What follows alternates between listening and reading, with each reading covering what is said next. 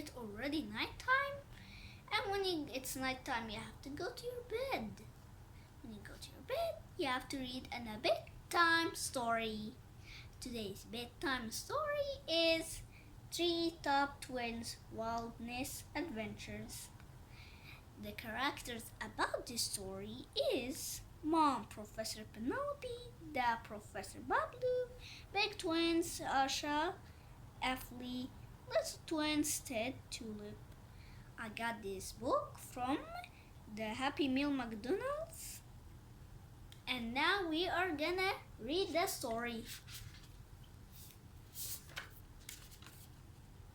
The sun beat down on the sizzling savannah, and the grasses hummed with busy insects. Treetop family has taken their time machine and traveled back in time to the 18th century to the grassland of South Africa. One bright blue day, big twins Afla and Ashy were looking after little twins Tulip and said their parents, Professor Bablu and Professor Penelope, were taking a nap. When the professors woke up, the Treetop family were going to spend the evening at a nearby waterhole.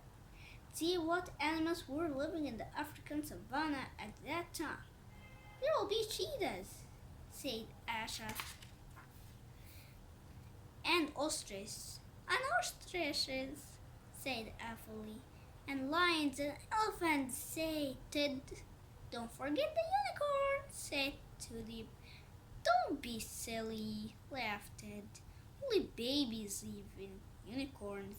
Afli and Asha were laughing too, which made Tulip very cross. I will show you them. I'm not a baby, said Tulip to herself, going down to the waterhole and looking for unicorns of my own.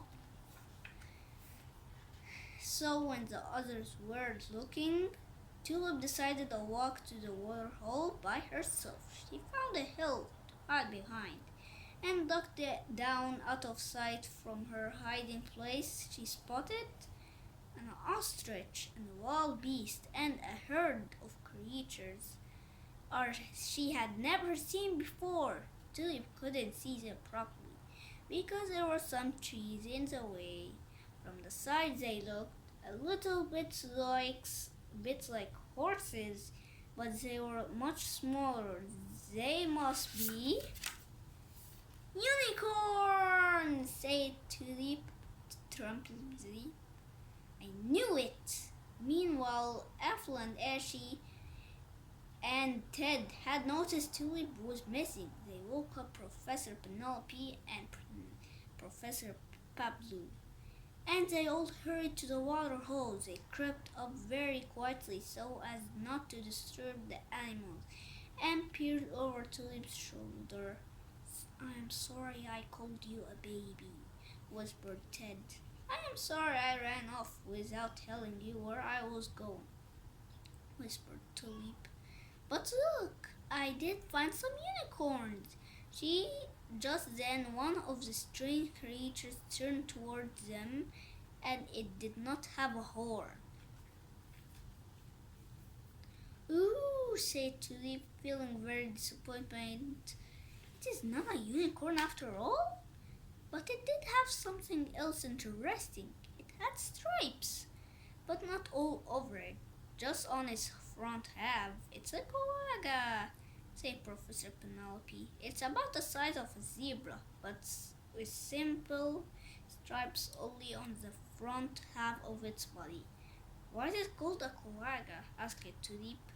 The koaga opened its mouth and made a noise. Koaga! That must be why, grunted Ted.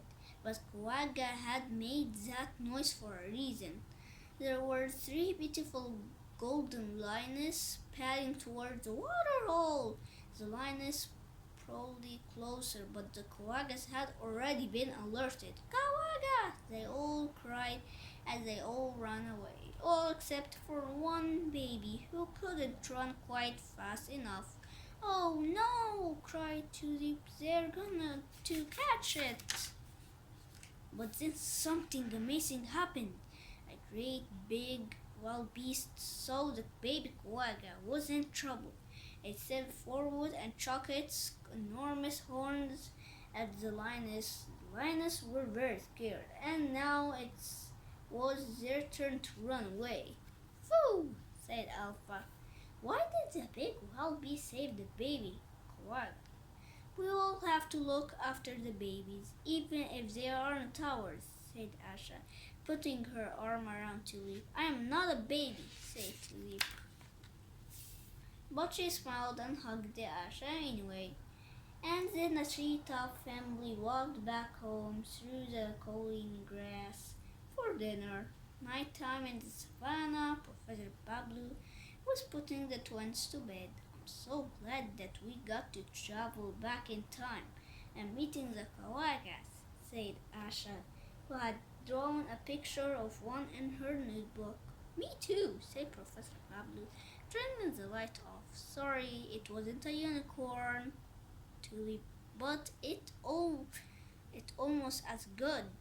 I wonder what year and what place would have to travel to see a unicorn, said Tulip to herself. One day I'll find a unicorn. Just you wait and see. That was really a long story. There's only one thing left to tell about the bedtime story. Asha's fact about Kawagas. Kawaga was about the size of a zebra, but only had stripes on the front half of its body. Kawagas lived up until the late 19th century on the plains of South Africa. Kawagas might have got their name from the noise they made, Kawaga. I hope this bedtime story was really good, and now it's time to go to bedtime. Bye!